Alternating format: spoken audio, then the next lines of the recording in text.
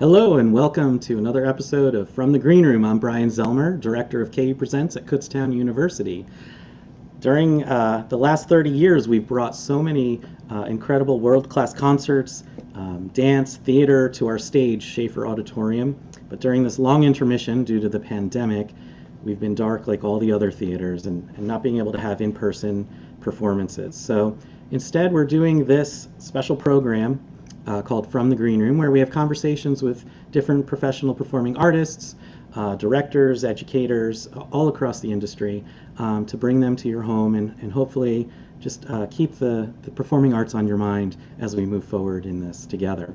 And we invite everyone back. We miss everybody so much, and we invite you all to come back. And those of you who are new to also please join us if you're just finding out about us when we do return to in-person performances.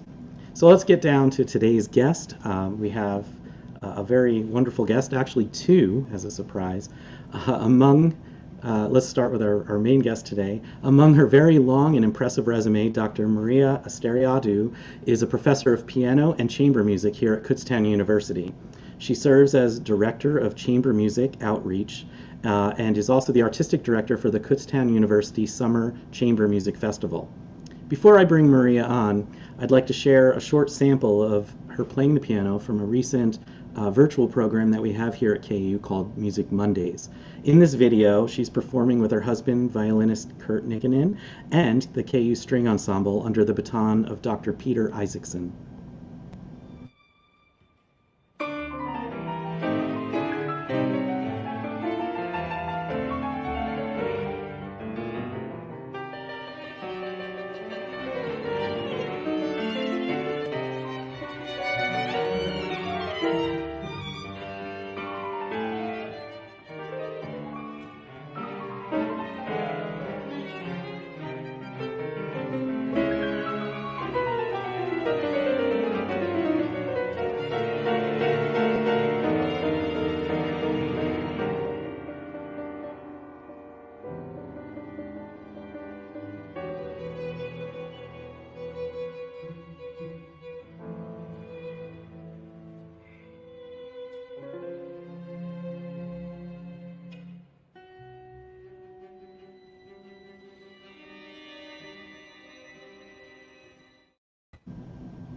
Hi, Dr. Asteriadou. How are you?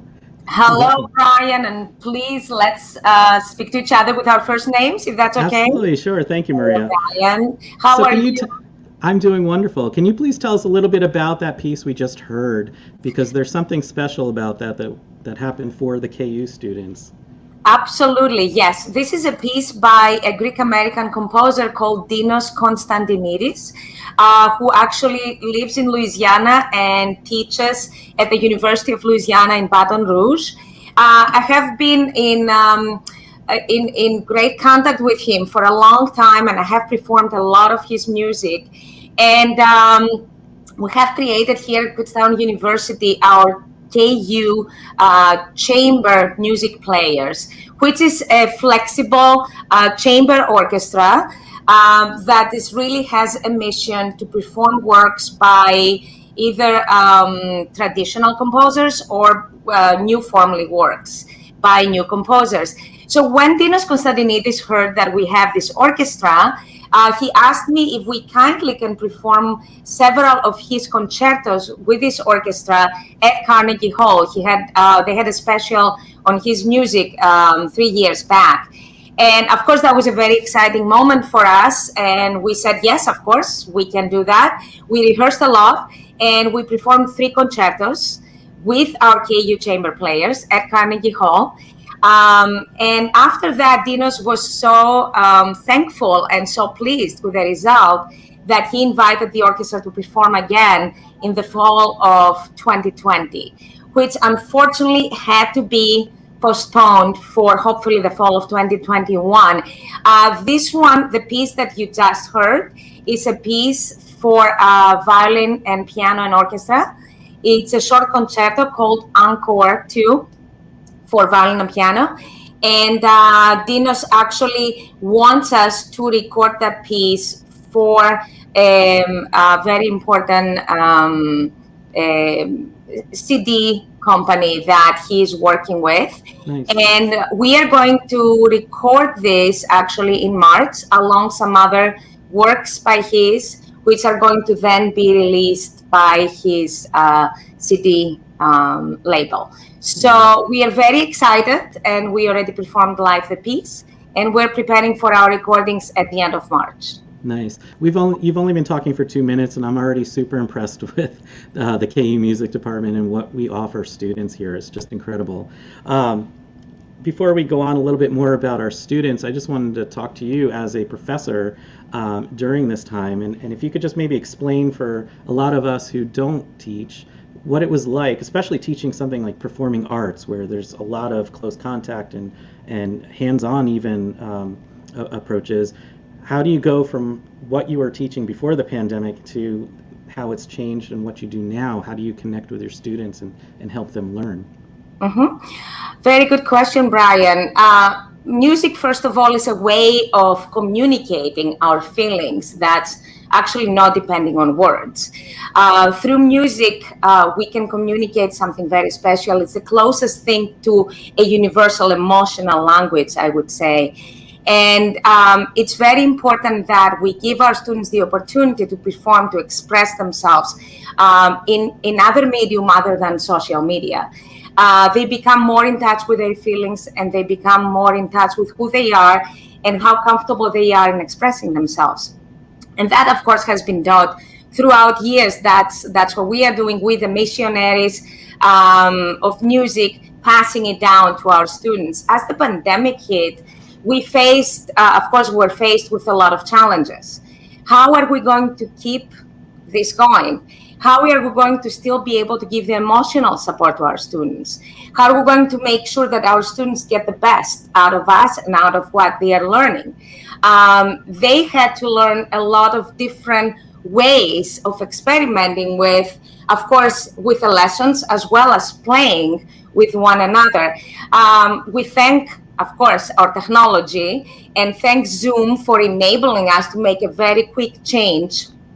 I should say, being musicians, we have to be very agile and flexible, because really our whole life depends on flexibility. We are on stage and we might have practiced for a long time something, and then we are on stage and we're faced with a challenge in a live performance that we didn't expect. We have to immediately make the change that we will need in order to give a successful performance. We deal with one-on-one instruction, which means that we have to always adjust our teaching based on each individual's needs.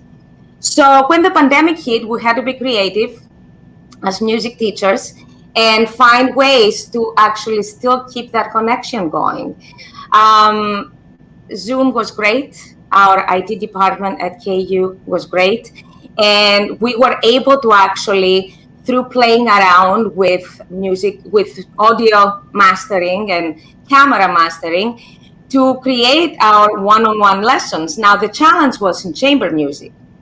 How could we keep the chamber music going? How can we keep the connection between the students going? Because a big part of music and of learning music, especially nowadays, is team playing, is playing with each other, is sharing ideas with each other, is understanding each other's role into a group and accepting each other's role into a group. And that was a big challenge. And then we started finding ways, of course, through different apps or through different recordings of creating each one's particular solo part, recording it, and then connecting it together. And then discussing, of course, with each other when we would meet, okay, what does the violinist need to do to accommodate the pianist's sense of timing? Or what does the cellist need to do to make sure that we'll play together with a violinist? So it involved a lot of listening, a lot of understanding how we play and how do we affect the others playing. And I think that was very beneficial for the students. I won't say that it wasn't challenging and sometimes frustrating for the students, but in the long run, they learned a lot as how to play rhythmical, how to play also flexible, but still keeping the pulse. And we created a few different actually performances through this medium with our students performing in chamber music. We were very excited. And that's when we started creating the concerts through Music Mondays, through presenting actually concerts through the virtual way in the university. That's great. Before we get into Music Mondays, and I do want to talk about that more, I just want to back up a little bit about, because everyone's watching is probably familiar with Zoom at this point, but Zoom is something that's very difficult for musicians. You can't play at the same time. There's timing issues and lag and delay and all of that. I know, is it OBS or a program like that that you guys use to record your parts, or do you just... No, we did. Actually, there are more sophisticated programs that we can do. But at that time, actually, just back in March of 2020, what we had, and we had to act fast, excuse me about that, was FaceTime and iMovie. So what we did is we used the iMovie to record our parts. And do you use a metronome for people? Yes, we had a metronome in mind, and Nicolas probably will be able to talk more about that because he was one of the players who was involved in one of the groups. But yes, we did set a set tempo, and everybody had to play with that tempo. Sometimes actually they might have had a little AirPod on their ears, so they make sure that they follow the specific metronomic marking. And then they played within this tempo. But of course, what we did is, let's say we recorded first the piano part of a piano trio. So the pianist sent the recorded piano part to the violinist and the cellist, and then the violinist would play together with the piano part, trying to fit his timing within the piano part. Then we took the piano and the violin part, we put them together through iMovie, we sent it to the cellist, and then the cellist had to play together with what she heard from the pianist and the violinist. It was quite successful, I have to say. But of course, it involved hours and hours of work, because at the same time, we were on the Zoom with the students while they were recording their parts to make sure that they did all the right things. That's fantastic. It's incredible how, with this technology, we're able to overcome the challenges of the pandemic. Now, you mentioned Music Mondays. I do want to talk a little bit about that. That started in the fall semester. I don't know, was that your idea or somebody in the music department, where every Monday you'd have a concert online, virtually, for people, and it's made up of different student soloists and ensembles, small ensembles, and it's really been a great program. I've been happy to be involved with it a little bit. This semester you've moved it to Schaefer Auditorium, where it used to be out of one of the rehearsal rooms. Now it's coming live from Schaefer Auditorium. And can you just talk a little bit about that, and then we'll bring in our other guest. Sure. In the very beginning of the semester, I had a meeting with Dr. Frank Kumar, our chair of the department, and he actually said, I would like to create a platform where every week, once a week, we present concerts from our music department. And we already had something. It was when the events of the university would be announced, and our PR person would send out notifications. And because they were announced on a Monday, we had already set the Music Monday idea. So I said to Frank, why don't we just expand on that Music Monday idea and just create every Monday a concert? And Frank said, great. So we started it. I kind of took on the supervision of Music Monday. So what I have to do is just make sure everybody knows every Monday that we have the event happening. And they send me their requirements, like we would like to play such and such piece on this Monday, and then I make the programming. That's great. If you don't mind, I'd like to have someone join our conversation. We have a KU music student, Nicolas Gomez Amin. If we can add him to the mix here. Hello, Nicolas. Now you go by Nico, is that correct? Is that your nickname? Okay, Nico. Now, I've seen you perform a lot now, and I just want to give our audience at home who maybe don't have an experience watching or listening to you to just see a short little video of you. This is, I think, 2 weeks ago from one of the Music Monday programs.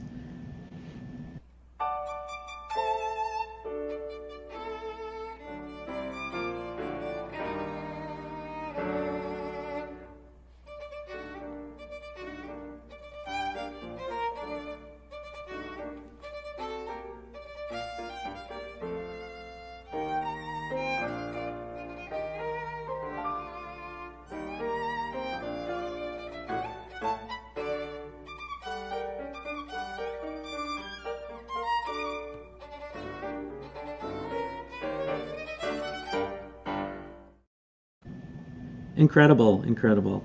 I feel so blessed to be able to be in the production crew and be in the room when you guys are playing with no matter who it is. It's just such a uplifting thing for my soul, and I hope it's a good thing for people's spirit at home who are tuning in.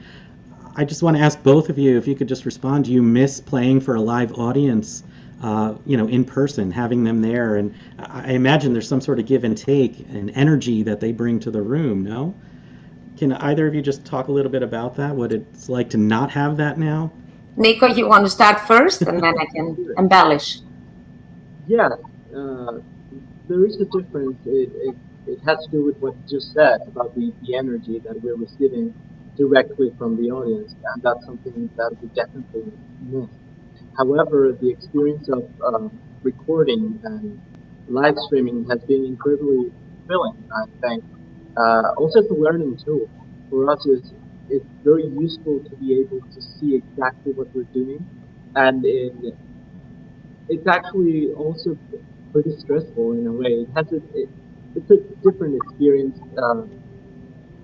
when you're performing live and you have only one shot to do it right. Somehow, of course, there's pressure, but somehow you feel that there is an excuse, some sort of like more freedom to just let it be as it is. Whereas when you're recording, you know that you have to do your best because that's exactly what people are going to hear, and it's going to be there forever. So it's a different kind of stress that you have to deal with.